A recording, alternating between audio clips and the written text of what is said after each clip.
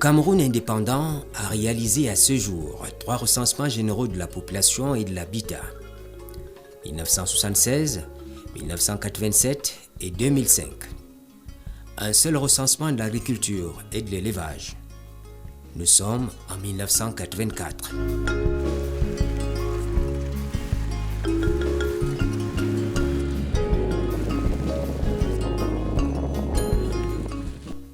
Depuis lors, on note des évolutions notables au plan démographique.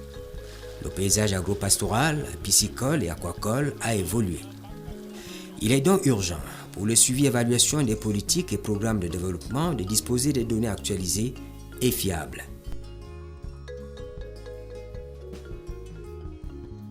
Les Nations Unies le recommandent, la discipline budgétaire des bailleurs de fonds comme le FMI l'exige. Le gouvernement appréhende l'intérêt de la grande collecte annoncée à travers les contraintes économiques et sécuritaires.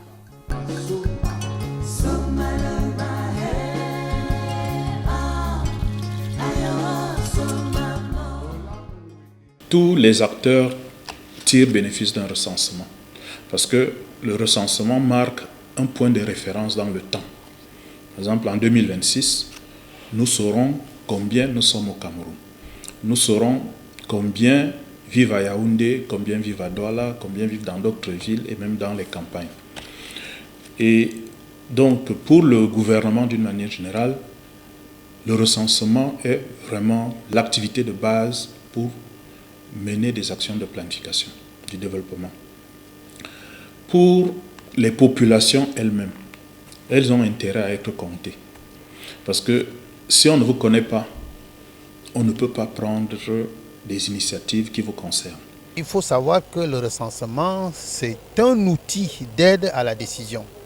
C'est là que l'État est suffisamment informé, d'abord de l'effectif de la population, mais aussi de la structure de cette population, non seulement en termes de densité de population, c'est-à-dire le rapport entre l'effectif de population et la superficie de l'État, mais aussi en termes du ratio homme-femme, en termes des classes d'âge, en termes de la composition socio-professionnelle de la population. Et c'est ça qui permet donc, n'est-ce pas, d'estimer les besoins propres à cette population de manière à envisager aussi, à estimer les ressources qu'il faut pour le bien-être de la population. Le Cameroun ne déroge pas à la règle. Nous devons connaître combien est-ce que nous sommes. Ça permettra certainement à l'État de mieux planifier ses politiques de développement. Le succès de l'opération de recensement des données socio-démographiques, agropastorales et aquacoles, instituée par les autorités locales, est intimement lié à l'approche de collecte arrêtée.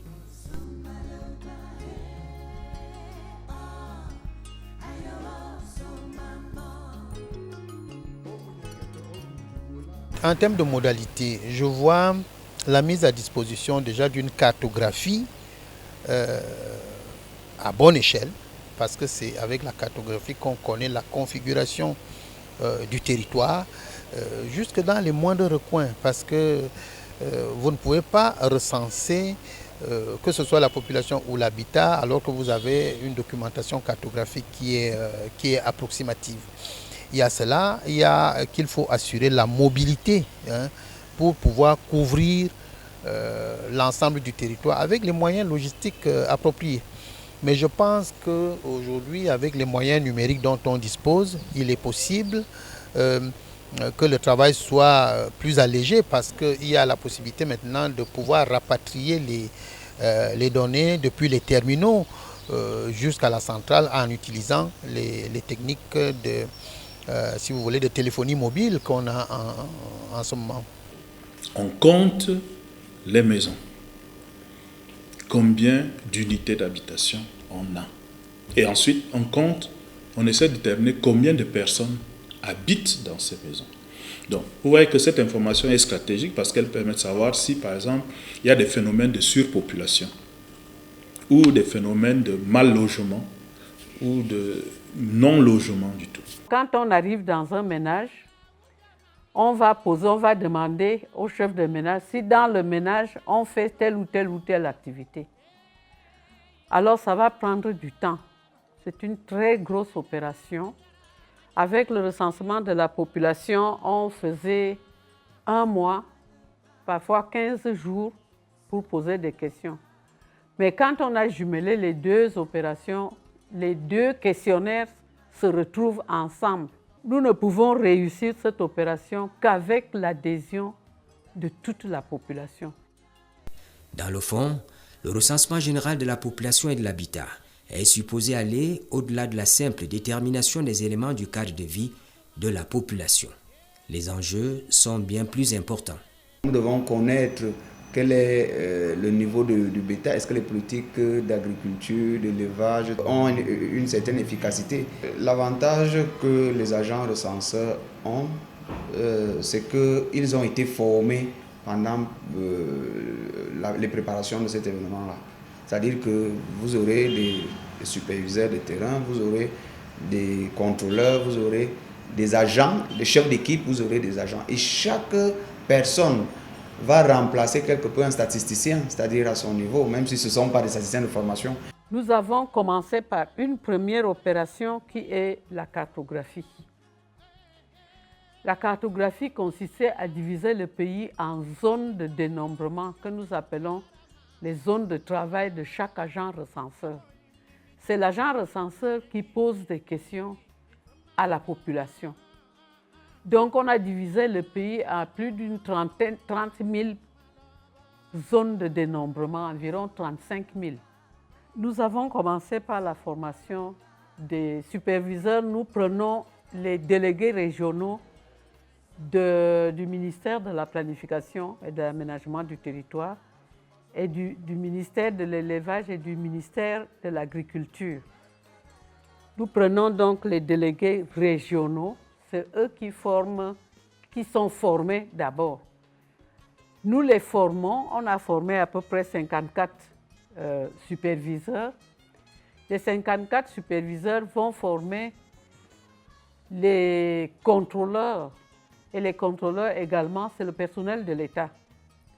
Nous avons formé 685 contrôleurs et ces contrôleurs doivent former les agents recenseurs. Vous voyez, lorsqu'on ne connaît pas le nombre exact de population, les entreprises, c'est-à-dire sont impactées. Elles ne peuvent pas faire l'analyse de la concurrence, même suivre les tendances de leur marché, parce que leur déploiement est fonction des effectifs de population. Même l'aménagement du territoire, donc ce qu'on appelle la planification territoriale, la planification économique, la planification des ressources. Donc toutes ces choses obéissent aux effectifs de population. Les données du recensement permettent de savoir exactement quelles sont les dynamiques spatiales, c'est-à-dire où se trouve quelle population. Et le fait de ne pas savoir ou d'avoir des données qui sont dépassées, effectivement, fausse tous les calculs de prévision. Et donc, le recensement est vraiment la donnée principale, la première donnée dont on a besoin pour des réponses aux besoins des populations. L'État, les partenaires techniques et financiers et les acteurs impliqués pourront mieux cibler les subventions agricoles. Ils pourront également planifier les infrastructures, que ce soit dans le domaine de l'irrigation, dans le domaine de l'élevage, dans le domaine des unités de stockage, des unités de séchage, et aussi par rapport aux routes rurales. Et cette planification, là aussi, va amener les pouvoirs publics à élaborer des programmes qui sont adaptés à nos réalités locales. À l'ère de la décentralisation, il est important d'établir la répartition de la population par circonscription administrative, par collectivité territoriale décentralisée et par unité de commandement traditionnelle. Le dénombrement principal du 4e recensement général de la population et de l'habitat est couplé au recensement général de l'agriculture et de l'élevage. Ce recensement-là permettra de mettre à disposition des informations statistiques fiables, pertinentes sur le plan structurel et des informations statistiques désagrégées au niveau des exploitations agropastorales et leur environnement. Et ces données-là permettront d'avoir une clarté sur les exploitations agricoles, sur les cultures pratiquées, sur les effectifs du cheptel, sur les équipements utilisés. Deuxième intérêt, c'est l'amélioration de la sécurité alimentaire, parce que les données du recensement vont permettre d'évaluer la capacité de production et d'identifier les poches d'insécurité alimentaire. Troisième important intérêt, c'est la planification des politiques agricoles, une planification efficace des politiques agricoles. Il est question, entre autres, d'identifier et de caractériser les sites de production, les exploitations agropastorales et aquacoles. Le recensement a commencé depuis. Donc maintenant, nous sommes galvanisés par l'arrêté du Premier ministre qui a été signé. Donc il y a eu une phase préparatoire pendant laquelle les documents administratifs, financiers, techniques, logistiques ont été préparés. Et un module communautaire s'appesantissant sur la ruralité a été réalisé. Et sur la base donc de cette phase préparatoire-là, nous avons embrayé avec la phase dite principale, qui est le module de base. Le module de base comprend 3 volets. Le volet industrie, nous avons travaillé sur ce volet-là. Ça nous donne une idée des industries agro-pastorales qui sont disponibles, leur caractérisation, et ainsi de suite. Il y a le volet des organisations de producteurs qui n'a pas encore été réalisé. Et actuellement, nous sommes au niveau du volet ménage. Et c'est ce volet ménage-là qui est mutualisé avec le 4e recensement général de la population et de l'habitat. Ce qui est essentiel ici, c'est la mise en place d'une base de données nécessaire aux études et enquêtes spécifiques. À travers le recensement, l'État et l'éleveur, les deux ont une vision plus claire sur l'activité pastorale. Donc, pour moi, le recensement est très important et pour l'État et pour les agriculteurs et les éleveurs. Ce recensement est nécessaire parce qu'il va nous permettre de savoir, c'est-à-dire la confrontation entre l'offre et la demande. Le gouvernement et les autres acteurs du développement ont besoin de ce type d'opérations statistiques qui mettent à disposition des outils d'aide à la décision.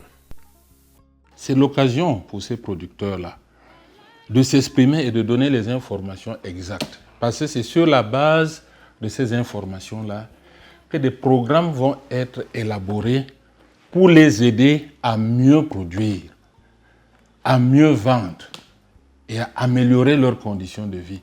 Si la population peut nous aider à les recenser, c'est-à-dire qu'ils accordent vraiment, qu'ils reçoivent les agents recenseurs et qu'ils leur donnent des informations fiables.